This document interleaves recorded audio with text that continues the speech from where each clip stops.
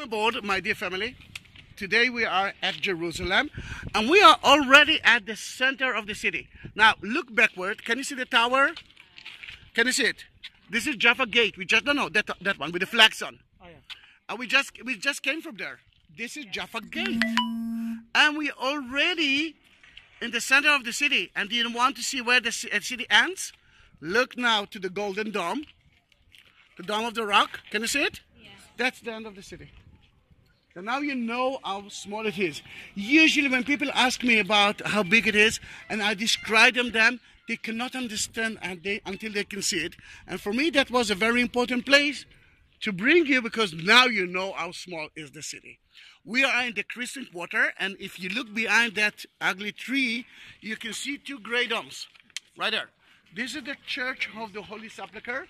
We are heading there, all right? Then we will visit it. But before that, let's talk about Mount of Olives, which is actually surrounding the city. Can you see it? There are three main towers. Look at the left one. That is the Hebrew University. But then continue a little bit to the right, and then you can see a small, not small actually, big white house with so many arches, not on top. Can you see it? Yeah. Oh, all right. Yeah. This is the Mormon University. The Mormons from Utah. Yeah. We will continue to the right. You can see another beautiful tower. I think someone said that it came from Germany. No one from Germany? Then this is a German. It's a German castle. Today it's a beautiful hospital, Augusta Victoria Hospital. But the most important tower is the right one. That is the Ascension Church. From there, Jesus ascended into heaven, but he promised us to come back. Before he ascended into heaven, he told the disciples, wait for me in the city. And that is Pentecost. Holy fire went down from the sky, and the message was to spread Christianity all over. Then in that case, that is the importance of the room of the Last Supper, which we are not going to visit today, but next time, don't miss that place. Then it doesn't matter. To the right of it, you can see a white area. Can you see it? This is a Jewish cemetery.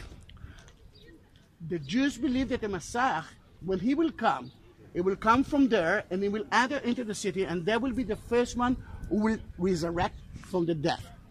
But that is true to the Christians. They believe that when Jesus will come, they will resurrect as well. Then the resurrection day will start there for the Christians as well. But it's not only for the Christians.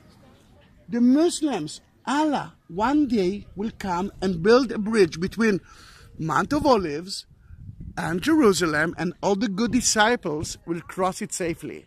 Then three different religions, three different stories. But let's face it, same idea. And that's what I wanted to remember. There are so many things that looks alike in those religions, more than the differences. And this is what I wanted to remember. Now, we are at the Christian Quarter, and look at Mount of Olives. Behind the Dome of the Rock, and a little bit lower, you can see Golden Onion Church. Can you see it? It's not so important to our story. This is Mary Magdalene Church, a Russian church, but we do have a lot of Brits here. Then in that church, the mother of Philip is buried.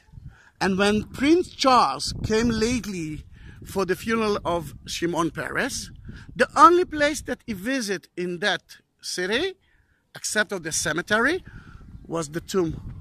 Yes. And now you know exactly where. To the right of the tomb, there's a tower, but behind the tower and to the right of it, there's another chapel surrounded with walls. Yeah.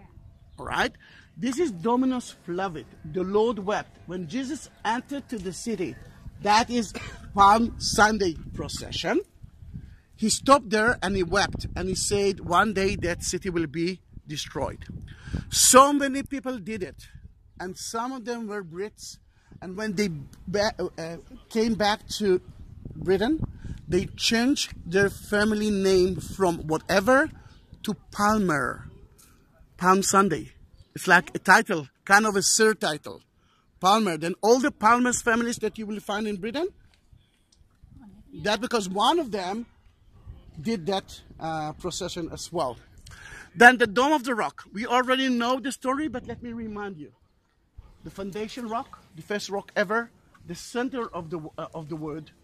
Adam and Eve story of Abraham and Isaac, the story of the two temples of God.